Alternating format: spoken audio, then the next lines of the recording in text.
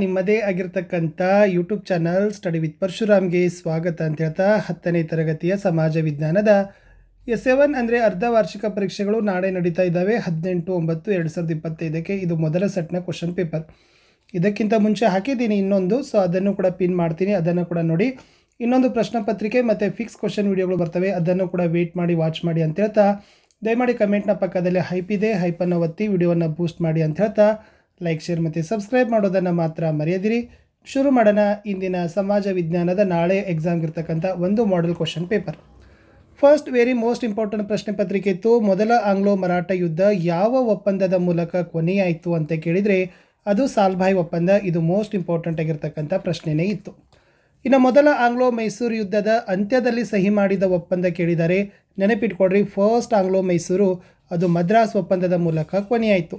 ಮೂರನೇ ಪ್ರಶ್ನೆ, ಸಾರ್ವಜನಿಕ ಆಡಳಿತದ ಪಿತಾಮಹ ಯಾರು? Woodrow Wilson. Very most important question.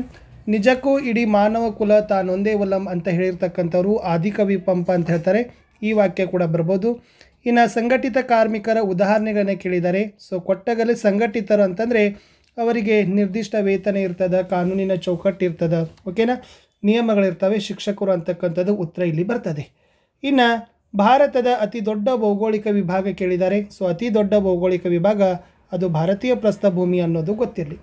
ಇನ್ನು 11ನೇ ಪಂಚವಾರ್ಷಿಕ ಯೋಜನೆಯಲ್ಲಿ ಯಾವುದಕ್ಕೆ ಆದ್ಯತೆಯನ್ನು ಕೊಟ್ಟಿದ್ರು ಅಂತ ಕೇಳಿದರೆ 11ನೇ ಪಂಚವಾರ್ಷಿಕ ಯೋಜನೆ ಸಮಗ್ರ ಅಭಿವೃದ್ಧಿ ಅನ್ನೋದು ಸರಿಯಾದ ಉತ್ತರ. 8ನೇ ಪ್ರಶ್ನೆ, ಯಾವ ಬ್ಯಾಂಕ್ ಖಾತೆಗೆ ಬ್ಯಾಂಕ್ ಬಡ್ಡಿ ಕೊಡೋದಿಲ್ಲ ಮತ್ತು ಸೇವಾ ಶುಲ್ಕ ವಸೂಲಿ ಮಾಡ್ತದೆ ಅಂತ ಕೇಳಿದರೆ ಅದು ಚಾಲ್ತಿ ಖಾತೆ ಅನ್ನೋದು ಸರಿಯಾದ ಉತ್ತರ ಬರ್ತದೆ. ಸೊ ಚಾಲ್ತಿ ಖಾತೆಯಲ್ಲಿ ಏನಾಗಿರ್ತದಪ್ಪ ಅಂತಂದ್ರೆ ಬ್ಯಾಂಕ್ ಯಾವುದೇ ಕಾರಣಕ್ಕೂ ಬಡ್ಡಿನೂ ಕೊಡೋದಿಲ್ಲ ಮತ್ತು ಚಾಲ್ತಿ ಶುಲ್ಕ ವಸೂಲಾತಿಯನ್ನು ಮಾಡ್ತದೆ ಅನ್ನೋದು ಕೂಡ ನಿಮಗೆ ಗೊತ್ತಿರಬೇಕು. ಇನ್ನು ಮುಂದಿನ ಪ್ರಶ್ನೆಗೆ ಬರ್ತೀನಿ. 1 ಅಂಕದ ಪ್ರಶ್ನೆಗಳಿದ್ದಾವೆ. ಪ್ರಶ್ನೆ 9, ನೀಲಿ ನೀರಿನ ನೀತಿ ಎಂದರೆ ಏನು ಅಂತ ಕೇಳಿದ್ದಾರೆ. ಇದನ್ನು ಫ್ರಾನ್ಸಿಸ್ಕೋ ಡಿ ಅಲ್ಮೇಡಾ ಅವರು ಜಾರಿಗೆ ಮಾಡಿದರು. ಭೂಮಿಯ ಮೇಲಿನ ಆಧಿಪತ್ಯದ ಬದಲು ಸಮುದ್ರದ ಮೇಲಿನ ಏಕಸ್ವಾಮ್ಯಕ್ಕಾಗಿ ಬಲಪಡಿಸಿದ ನೀತಿಯೇ ನೀಲಿ ನೀರಿನ ನೀತಿ ಅಂತ ಕರೀತಾರೆ. ಇನ್ನು ಸಹಾಯಕ ಸೈನ್ಯ ಪದ್ಧತಿ ಅಂದರೆ ಏನು ಅಂತ ಕೇಳ್ಬೋದು. ಸೊ ನೆನಪಿಟ್ಕೊಡ್ರಿ, ಸಹಾಯಕ ಸೈನ್ಯ ಪದ್ಧತಿ ಬ್ರಿಟಿಷ್ ಈಸ್ಟ್ ಇಂಡಿಯಾ ಕಂಪನಿ ಮತ್ತು ಭಾರತೀಯ ರಾಜ್ಯಗಳ ನಡುವಿನ ಒಂದು ಸೈನಿಕ ಒಪ್ಪಂದವಾಗಿದೆ ಅಂತ ಬಿಟ್ಟರೆ ಸಾಕು. ಇನ್ನು ಕೋಮುವಾದ ಅಂದರೆ ಏನು ಕೇಳ್ಬೋದು. ಧರ್ಮದ ಆಧಾರದ ಮೇಲೆ ಸಮಾಜದ ವಿಭಜನೆ ಹಾಗೂ ಆ ನೆಲೆಯಲ್ಲೇ ಗುರುತಿಸಿಕೊಂಡು ಪರಸ್ಪರ ವೈಷಮ್ಯವನ್ನು ಬೆಳೆಸಿಕೊಳ್ಳೋದಕ್ಕೇ ಕೋಮುವಾದ ಅಂತ ಕರಿತೀವಿ. ಪೂರ್ವಾಗ್ರಹದ ಕೇಳ್ಬೋದು. ಪೂರ್ವಾಗ್ರಹ ಅಂದರೆ ನೆನಪಿಟ್ಕೊಡ್ರಿ, ಒಬ್ಬ ವ್ಯಕ್ತಿ ಅಥವಾ ಒಂದು ಸಮೂಹದವರ ಬಗ್ಗೆ ಹೊಂದಿರಬಹುದಾದ ಪೂರ್ವ ನಿರ್ಧಾರಿತ ಮನೋಭಾವನೆಯನ್ನು ನಾವು ಪೂರ್ವಾಗ್ರಹ ಅಂತ ಕರೆಯೋದು. ಇನ್ನು ಭಾರತದ ಹವಾಮಾನವನ್ನು ಪ್ರಭಾವಿಸುವ ಅಂಶಗಳನ್ನು ಕೇಳಿದರು. ಅದು ಸಮುದ್ರ ಮಟ್ಟದಿಂದ ಇರುವ ದೂರ, ಸಾಗರಗಳಿಂದ ಇರುವ ದೂರ, ಮಾರುತಗಳ ದಿಕ್ಕು ಅಂತ ಬರೆದ್ರೆ ಸಾಕು.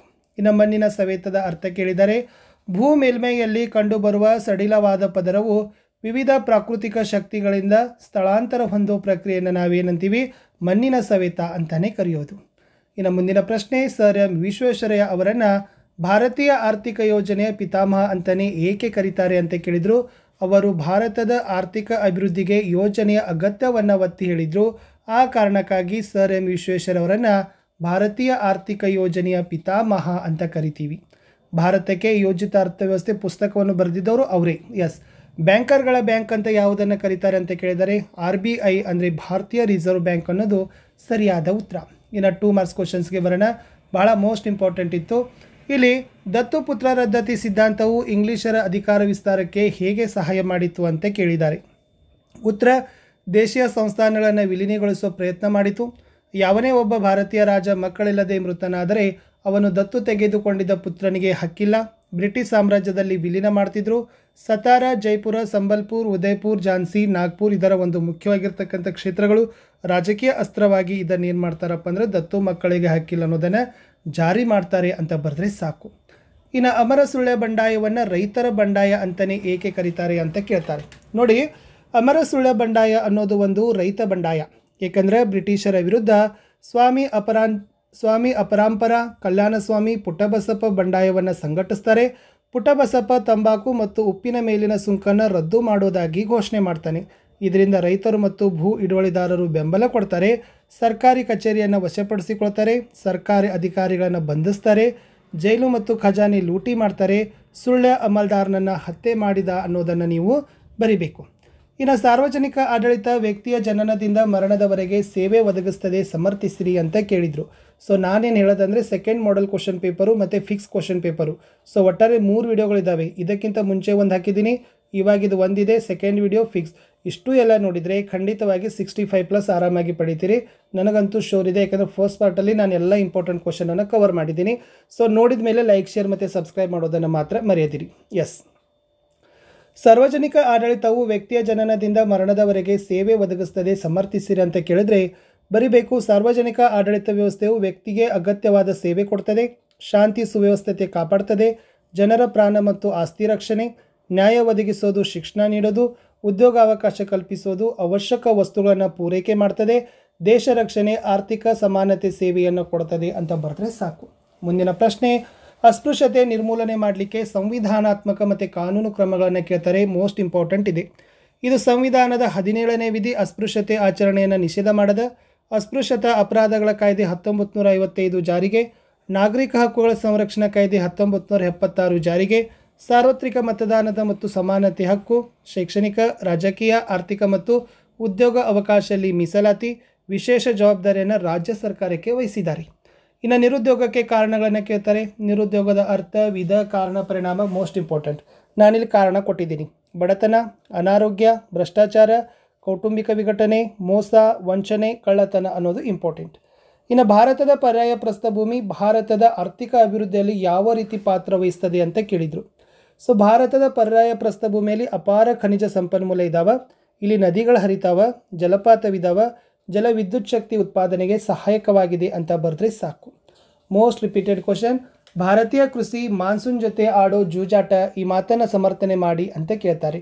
ಅವಾಗ ಬರಿಬೇಕು, ಭಾರತ ಮುಖ್ಯವಾಗಿ ವ್ಯವಸಾಯ ಪ್ರಧಾನ ಉದ್ಯೋಗ ಹೊಂದಿದ ದೇಶ. ನೈಋತ್ಯ ಮಾನ್ಸೂನ್ ಮಾರುತಗಳು ವ್ಯವಸಾಯವನ್ನು ನಿಯಂತ್ರಣ ಮಾಡ್ತವೆ. ಮಳೆ ವಿಫಲವಾದರೆ ಬರಗಾಲ ಬರ್ತದೆ, ಅತಿ ಹೆಚ್ಚಾದಾಗ ಪ್ರವಾಹ ಉಂಟಾಗ್ತದೆ, ಪ್ರಾಣಹಾನಿ ಮತ್ತು ಆಸ್ತಿಗಳಿಗೆ ಹಾನಿ ಮಾಡ್ತದೆ. ಆ ಕಾರಣಕ್ಕಾಗಿ ಇದನ್ನು ಮಾನ್ಸೂನ್ ಜೊತೆ ಆಡೋ ಜೂಜಾಟ ಅಂತಾನೆ ಹೇಳೋದು. ಇನ್ನು ನೀತಿ ಆಯೋಗದ ಉದ್ದೇಶಗಳನ್ನು ಕೇಳಿದ್ದಾರೆ. ಸೊ ಬರಿಬೇಕು, ಭಾರತ ಸರ್ಕಾರದ ಅತ್ಯುನ್ನತ ಸಾರ್ವಜನಿಕ ನೀತಿ ಚಿಂತಕರ ಚಾವಡಿಯಾಗಿ ನೀತಿ ಆಯೋಗ ಕೆಲಸ ಮಾಡ್ತದೆ. ಇದು ಆರ್ಥಿಕ ಅಭಿವೃದ್ಧಿಯ ವೇಗವನ್ನು ಹೆಚ್ಚು ಮಾಡ್ತದೆ, ಕೆಳಮಟ್ಟದಿಂದ ಸಂಪನ್ಮೂಲಗಳನ್ನು ಬಳಕೆ ಮಾಡ್ತದೆ, ಆರ್ಥಿಕ ನೀತಿಯ ನಿರೂಪಣೆ ಮಾಡ್ತದೆ ಅಂತಕ್ಕಂಥ ಅಂಶ ಬರೆದ್ರೆ ಸಾಕು. ಇನ್ನು ಬ್ಯಾಂಕ್ ಖಾತೆ ತೆರೆಯುವ ಹಂತಗಳನ್ನು ಕೇಳಿದ್ದಾರೆ.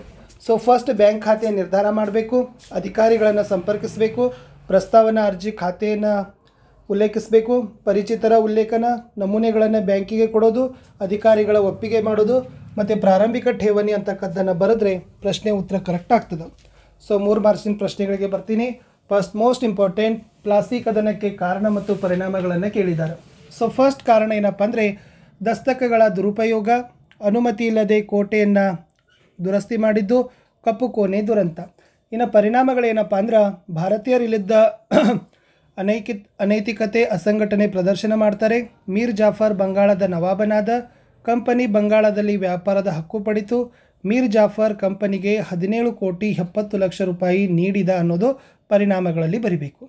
ಇನ್ನು ಮುಂದಿನ ಮೋಸ್ಟ್ ಇಂಪಾರ್ಟೆಂಟ್ ಕ್ವಶನ್, ಭಾರತದಲ್ಲಿ ಬ್ರಿಟಿಷ್ ಶಿಕ್ಷಣದ ಪರಿಣಾಮಗಳು ಅಂತ ಒಂದು ಪ್ರಶ್ನೆ ಬರ್ತದೆ. ಈ ಭಾರತೀಯರಲ್ಲಿ ಬ್ರಿಟಿಷ್ ಶಿಕ್ಷಣದಿಂದ ಆಧುನಿಕತೆ, ಜಾತ್ಯತೀತತೆ, ಪ್ರಜಾಪ್ರಭುತ್ವ, ವೈಜ್ಞಾನಿಕ ಆಲೋಚನಾ ಕ್ರಮಗಳು ಬೆಳೀತವೆ. ರಾಷ್ಟ್ರೀಯವಾದಿ ದೃಷ್ಟಿಕೋನ ಬೆಳೀತದೆ, ಸ್ಥಳೀಯ ಭಾಷೆ ಸಾಹಿತ್ಯದ ರಚನೆ ಆಗ್ತದೆ, ವಿದ್ಯಾವಂತ ವರ್ಗದ ಆಲೋಚನಾ ಕ್ರಮದಲ್ಲಿ ಬದಲಾವಣೆ, ವೃತ್ತಪತ್ರಿಕೆಗಳು ಹುಟ್ಟಿಕೊಳ್ತವೆ, ಬ್ರಿಟಿಷ್ ಆಡಳಿತದ ಬಗ್ಗೆ ವಿಮರ್ಶಾತ್ಮಕ ಅಭಿಪ್ರಾಯ ಮಾಡ್ತಾರೆ, ಹೊಸ ಸಾಮಾಜಿಕ ಮತ್ತು ಧಾರ್ಮಿಕ ಸುಧಾರಣಾ ಚಳವಳಿಗಳು ಆರಂಭ, ಮಿಲ್, ರೂಸೋ, ಮಾಂಟೆಸ್ಕೋರ ಚಿಂತನೆಗಳು ಪ್ರಭಾವ ಬೀರ್ತವೆ, ವಿದ್ಯಾವಂತರ ಆಲೋಚನಾ ಕ್ರಮದಲ್ಲಿ ಬದಲಾವಣೆ ಆಗ್ತದೆ ಅಂತ ಬರೆದ್ರೆ ಸಾಕು. ಇನ್ನು ಸ್ವಾಮಿ ವಿವೇಕಾನಂದರ ಕೊಡುಗೆಗಳ ಬಗ್ಗೆನೂ ಕೂಡ ಪ್ರಶ್ನೆ ಬರ್ಬೋದು. ಅವರು ಜೀವನ ಪ್ರೀತಿಯಲ್ಲಿರುವ ಮಹತ್ವವನ್ನು ತಿಳಿಸಿದರು, ಕ್ರಾಂತಿಕಾರಿ ಸನ್ಯಾಸಿ, ವ್ಯಕ್ತಿ ಮತ್ತು ವ್ಯಕ್ತಿಯ ಇರುವಿಕೆಗೆ ಮತ್ತು ಸಾಮರ್ಥ್ಯಕ್ಕೆ ಮಹತ್ವ ಕೊಟ್ಟರು, ಮೋಕ್ಷಕ್ಕಾಗಿ ದುಡಿಯಲು ಪ್ರಾರ್ಥನೆ, ಯೋಗ, ಸಮಾಜ ಸೇವೆ, ರಾಮಕೃಷ್ಣಾಶ್ರಮ ಸ್ಥಾಪನೆ, ಚಿಕಾಗೋ ವಿಶ್ವಧರ್ಮ ಸಮ್ಮೇಳನ, ಸರ್ವಧರ್ಮ ಸಹಿಷ್ಣುತೆ, ಸಕಲ ಧರ್ಮಗಳು ಸತ್ಯ, ವಿಶ್ವಭಾತೃತ್ವ, ಭಾರತೀಯ ಸಂಸ್ಕೃತಿಯನ್ನು ವಿಶ್ವಕ್ಕೆ ಪರಿಚಯ ಮಾಡಿಕೊಟ್ಟ ರಾಮಕೃಷ್ಣ ಪರಮಹಂಸರ ಗುರುಗಳಾಗಿದ್ದರು ಅನ್ನೋದನ್ನು ಬರೆದ್ರೆ ಸಾಕು. ಇವರ ಗುರುಗಳಾಗಿದ್ದರು. ಇನ್ನು ಕಿತ್ತೂರಿನ ಸ್ವಾತಂತ್ರ್ಯ ಹೋರಾಟದಲ್ಲಿ ಸಂಗೊಳ್ಳಿ ರಾಯಣ್ಣನ ಪಾತ್ರದ ಮೇಲೆ ಪ್ರಶ್ನೆಗಳು ಬರಬಹುದು. ಸಂಗೊಳ್ಳಿ ರಾಯಣ್ಣ ಕಿತ್ತೂರಿನ ಸ್ವಾತಂತ್ರ್ಯಕ್ಕಾಗಿ ಹೋರಾಡೋದು ನನ್ನ ಆದ್ಯ ಕರ್ತವ್ಯ ಅಂತ ತಿಳಿದಿದ್ದ. ಚೆನ್ನಮ್ಮನ ಜೊತೆಯಲ್ಲಿ ಬ್ರಿಟಿಷರ ವಿರುದ್ಧ ಹೋರಾಡಿದ, ಸೈನಿಕರನ್ನು ಸಂಘಟಿಸಿದ, ಗುಪ್ತ ಸಭೆ ನಡೆಸಿದ, ಬ್ರಿಟಿಷರ ಕಚೇರಿಗಳು ಮತ್ತು ಖಜಾನೆಗಳನ್ನು ಲೂಟಿ ಮಾಡಿದ. ನಂದಗಡ ಖಾನಾಪುರ ತರುವಾಯ ಸಂಪಗಾವಿ ಕಾರ್ಯಾಚರಣೆ ಸ್ಥಳ ಇತ್ತು. ಬ್ರಿಟಿಷರು ರಾಯಣ್ಣನ ಸೆರೆಯಿಡಲು ದೇಸಾಯಿಗಳನ್ನು ಪ್ರಚೋದಿಸಿದ. ಸಂಚಿಗೆ ಬಲಿಯಾದ ರಾಯಣ್ಣ ಇಂಗ್ಲಿಷ್ ಸೈನ್ಯ ಬಂಧಿಸಿ ಗಲ್ಲಿಗೆ ಏರಿಸ್ತದೆ. ಇನ್ನು ಅನಕ್ಷರತೆ ನಿರ್ಮೂಲನೆ ಮಾಡಲಿಕ್ಕೆ ತೆಗೆದುಕೊಂಡ ಕ್ರಮಗಳನ್ನು ಕೇಳ್ತಾರೆ. ಇಲ್ಲಿ ಸರ್ವ ಶಿಕ್ಷಣ ಅಭಿಯಾನ ಕಾರ್ಯಕ್ರಮ 2001ರಲ್ಲಿ ಜಾರಿ. ದಿವ್ಯಾಂಗ ಮಕ್ಕಳ ಶಿಕ್ಷಣ, ಮಹಿಳಾ ಶಿಕ್ಷಣ. 1988ರಲ್ಲಿ ರಾಷ್ಟ್ರೀಯ ಸಾಕ್ಷರತಾ ಮಿಷನ್ ಸ್ಥಾಪನೆ. ಸಾಕ್ಷರ ಭಾರತ. 21A ವಿಧಿಯನ್ವಯ ಶಿಕ್ಷಣ ಮೂಲಭೂತ ಹಕ್ಕನ್ನು ಮಾಡಿದರು. 2009ರಲ್ಲಿ ಶಿಕ್ಷಣ ಹಕ್ಕು ಕಾಯ್ದೆ. 2018ರಲ್ಲಿ ಸಮಗ್ರ ಶಿಕ್ಷಣ ಕಾರ್ಯಕ್ರಮ, ನವಭಾರತ ಸಾಕ್ಷರತಾ ಕಾರ್ಯಕ್ರಮ ಜಾರಿ ಮಾಡಿದರು ಅಂತ ಬರೀರಿ.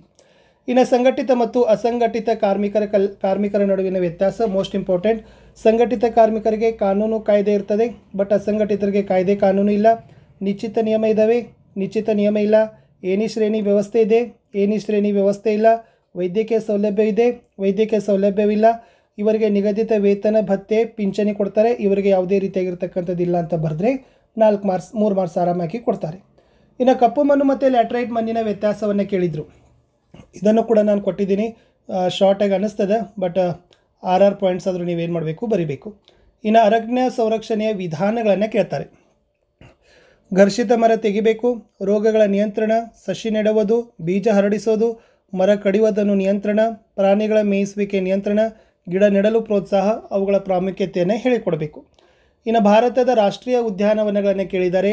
ಜೇಮ್ Corbett, Kaziranga national park, Sundarban, Hazaribagh national park, Gir national park, Kanha ರಾಷ್ಟ್ರೀಯ ಉದ್ಯಾನವನ ಅಂತ ಬರೆದ್ರೆ ಸಾಕು. ಪಂಚವಾರ್ಷಿಕ ಯೋಜನೆಗಳ ಸಾಧನೆಗಳನ್ನು ಕೇಳಿದ್ದಾರೆ. ಇದು ರಾಷ್ಟ್ರೀಯ ಆದಾಯದ ಬೆಳವಣಿಗೆ ಮಾಡಿತು.